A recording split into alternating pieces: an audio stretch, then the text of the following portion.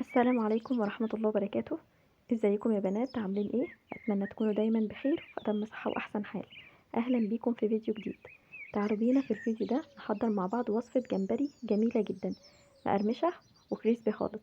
عايزة اقول لكم لو بتقابلكم مشكلة ان الجمبري بيفك منكم او الطبقة الخارجية بتفك وكمان بيطلع طري معاكم، ان شاء الله في الفيديو ده هنعرف كل المشاكل والاخطاء اللي ممكن تقابلنا علشان يطلع معانا الجمبري مقرمش وجميل وكريسبي، والطبقة الخارجية مش هتفك مننا خالص. كمان هنحضر مع بعض ألذ وأسهل وأطعم سندوتش ممكن تجربوه.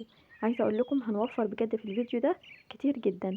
يعني السندوتش اللي احنا شايفينه ده أقل حاجة لو هنشتري من بره هيكون ب35 جنيه أو 40 جنيه، ومش هنشتريه كمان بالجودة والحلاوة والجمال اللي احنا شايفينه ده. يلا بينا على طول بدون كلام كتير نبدأ الفيديو ونشوف هنحضر الجمال ده كله ازاي.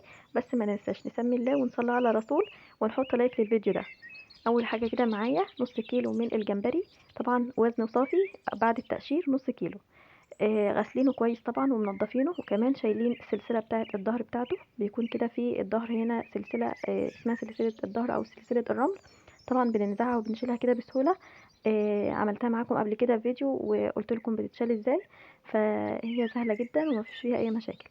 بعد ما غسلناه كويس نضفناه وهو كده خلاص معايا جاهز على الطبيخ على طول او الطهي على طول. طبعا تقدروا تستخدموا الحجم اللي تفضلوه في الجمبري.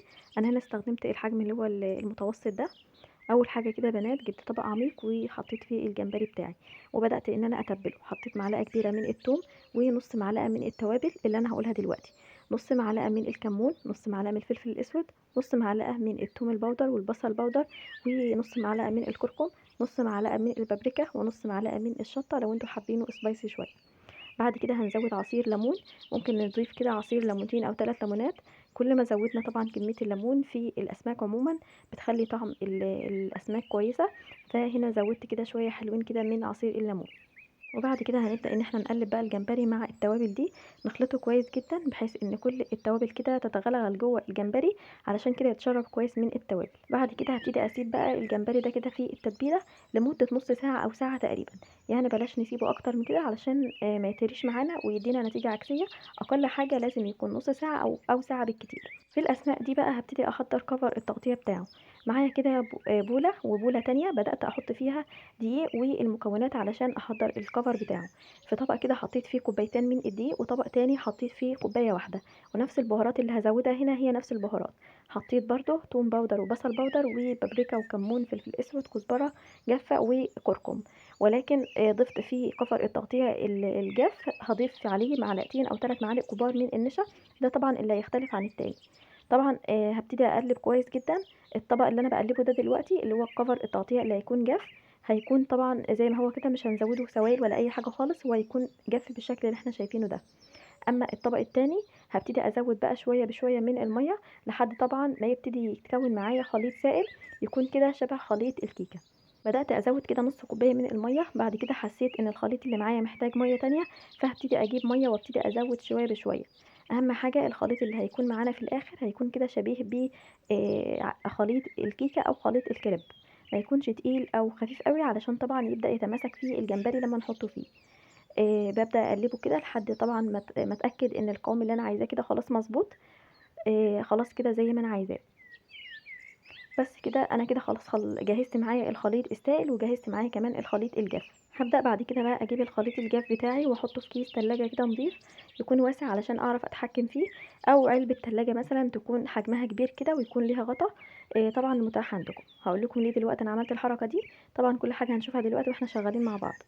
بعد ما جهزته كده بنات هبدا بقى اجيب الجمبري بعد مرور نص ساعه عليه في التتبيله. هبتدي اجيبه بقى على طول. اول حاجه ببدا اخد الجمبري واحطه في الخليط السائل الاول، وهبدا ان انا اغلفه كويس جدا من جميع الاتجاهات علشان يكون كده اخد طبقه كويسه معايا من الخليط السائل ده، علشان لما احطه في الخليط الجاف يكون كده الخليط الجاف يتماسك عليه وطبعا يديني قرمشه كويسه. تمام. فهبتدي كده اقلبه كويس بالشكل اللي احنا شايفينه ده، وهبدا بعد كده اجيبه بقى احطه على الخليط الجاف اللي انا حطيته في الكيس او في علبه التلاجة اللي قلت لكم عليها. طيب فايده الكيس ده يا بنات ان احنا طبعا لما نيجي نقلب الجمبري في الكيس هيديني طبعا طبقه قرمشه كويسه او هياخد طبقه دقيق كويسه، وهيديني الكشكشه اللي بنشوفها كده في الكنتاكي او الستريبس، اللي هي بتكون الطبقه المكرمشه اللي بيكون فيها كده كريسبي كتير. دلوقتي ان شاء الله نشوف كل حاجة على الطبيعة لما اعمله معاكم. عايزة اقول لكم بقى لما تيجوا تعملوا كنتاكي ستريبس اي حاجة عايزين تعملوها طبقة قرمشة، يفضل ان انتوا تقلبوها في علبة كده تكون واسعة، او كيس تلاجة كده تبدأوا تحطوا فيه الحاجة وتبدأوا تقلبوا الحاجة جوه الكيس او العلبة. عايزة اقول لكم ان كتر التقليب في الفراخ او الاسماك بالشكل اللي احنا شايفينه ده هيديكي طبقة قرمشة احلى، وكمان الطبقة هتكون متماسكة اكتر من اي طريقة تانية. فانا بدات كده اخد الجمبري بالشكل اللي احنا شايفينه ده، وزي ما احنا شايفين كده اكيد الصوره موضحه قدامكم. هبتدي اخد الكيس بتاع الجمبري كده وابدا ان انا اقلبه. طبعا الخطوه دي ممكن تاخد معايا من دقيقتين لثلاث دقايق. ابدا اقلب الجمبري كده كويس جدا في الكيس. كل ما قلبت اكتر كل ما هيديكي طبقه. طبعا الدقيق هيمسك في الجمبري ويرجع ينزل ويرجع يمسك فيه تاني، فهيديكي طبقه قرمشه جميله جدا ان شاء الله لما تيجي تقليه. وكمان ان شاء الله الطبقه او الكفر الخارجي مش ممكن يفك ابدا او ينزل من على الجمبري. بعد ما خلصت بقى، طبعا بقول لكم الخطوه دي ممكن تاخد معاكم من دقيقتين لثلاث دقايق. شايفين بقى شكل الجمبري اخد اللهم بارك طبقه جميله جدا. اكيد انتوا شايفين الكرمشه او الكشكشه اللي بتكون فيه. طبعا كل ده لما يتحمر معانا في الزيت طبعا هيديكي طبقه قرمشه حلوه قوي زي الكنتاكي بالظبط. في الوقت ده بقى هبتدي احضر معايا زيت. الزيت بتاعي طبعا لازم يكون زيت غزير، ولازم يا بنات نكون مسخنينه كويس جدا. لازم لما تيجي تقلي اي اسماك او اي فراخ ولا كده تنزليه في زيت سخن جدا علشان طبعا الحاجه ما تطراش معاكي، وكمان تاخد طبقه قرمشه على طول اول ما تنزل في الزيت. هنهدي النار بعد كده النار متوسطه، وبعد كده هنبدا نحمر الجمبري.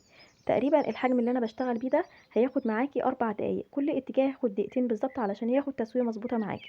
لو حجم الجمبري اصغر شويه ممكن ياخد 3 دقايق او دقيقتين بالكتير كل جهه، او كل اتجاه دقيقه او دقيقه ونص.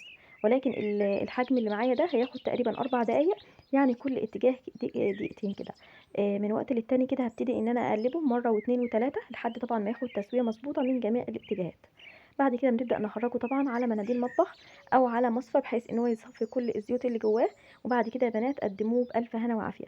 طبعا زي ما احنا شايفين اللهم بارك اخد طبقة قرمشة جميلة جدا، وكمان اخد لون حلو قوي. اخد تسوية مظبوطة جدا، يعني طبقة الجمبري من بره مقرمشة جدا وكريسبي خالص، وكمان من جوه طرية قوي وجوسي. طبعا جمبري مقلي يبقى لازم نحضر معاه سلطة الطحينة. معايا طبعا طحينة خام، زودت عليها كده ربع معلقة صغيرة من الملح، زودت عليها كمان ربع معلقة صغيرة من الكمون، ربع معلقة صغيرة من البابريكا، معلقة كبيرة من الخل، ومعايا مية دافية. هبتدي ازود شوية بشوية بالتدريج لحد ما احصل على القوام المناسب اللي انا عايزاه. هنقلب شويه بشويه كده يا بنات لحد ما نوصل بقى للقوام اللي احنا عايزينه. بعد كده هبتدي ازود عليه عصير نص ليمونه، وهنبدا نقلب تاني. عايزه اقولك بقى لو انت وصلت معايا لحد النقطه دي من الفيديو، نورتيني وشرفتيني واسعدني مرورك الجميل.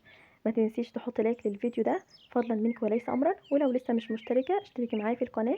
اكيد طبعا هتنوريني بوجودك. بعد كده يا بنات زودت بقى على الطحينه شويه من الكزبره الخضراء. عايزه اقول لكم بتخلي طعم الطحينه جميل جدا. وبكده بقى يكون جاهز معايا اجمل سلطه طحينه، هتكون حلوه قوي مع الجمبري وسندوتشات الجمبري اللي احنا هنجهزها مع بعض دلوقتي. خلاص كده بقى جاهزه معايا الطحينه. تعالوا بقى على طول نبدا نحضر السندوتشات بتاعتنا. حضرت يا بنات الجمبري والطحينه، وكمان جهزت الخضره بتاعتي اللي هحشي بيها الساندوتش. قطعت كده كزبره خضراء وكمان شويه من الجرجير، قطعتهم كده لقطع صغيره. وبعدين جبت العيش الشامي بتاعي وتنيته بالشكل اللي احنا شفناه ده. وبدات اجيب شويه من الخضره حطيتهم كده في اول الساندوتش، وبعد كده حطيت كده 3 قطع من الجمبري. وجهزت معايا شيبسي طبعا، بدات احط برده كده كام قطعه من الشيبسي. وكمان حطيت برده في الاخر كده شويه من الخضره. طبعا الجرجير مع الكزبره الخضراء بيدوا طعم جميل جدا في الساندوتش اللي احنا بنجهزه ده. في الاخر بقى بحط شويه من الطحينه، يعني معلقه من الطحينه كده هحطها كده على الوش. شايفين بقى جمال الساندوتش؟ ما شاء الله تبارك الله، حاجه كده في منتهى الجمال. يعني لو انت عملتي الساندوتشات دي في عزومه او عملتيها للاولاد، بجد محدش هيصدق ان انت عاملاها في البيت، وكل اللي هيشوفه ما يقول ده انت شاريه الحاجات دي كده من بره جاهزه. ما شاء الله تبارك الله. ربنا يحسن ما بين ايديكم، والف هنا وعافيه للي يجربهم. حضروها يا بنات بنفس الطريقه وبنفس المكونات، ان شاء الله هتعجبكم جدا وهتوفر معاكم كتير قوي. يعني كل اللي احنا هنغرمه دلوقتي هو الجمبري، تمن نص كيلو الجمبري. وهتجهزي كل حاجه طبعا في البيت عندك، وان شاء الله تطلع معاكي مظبوطه ومن اول مره باذن الله.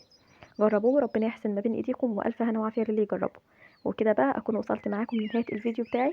بتمنى طبعا يكون عجبكم وتكونوا استفدتوا من الطريقه. ان شاء الله يا بنات اشوفكم على خير في فيديوهات تانية كتير. اسيبكم في حفظ الله ورعايته، والسلام عليكم ورحمه الله وبركاته.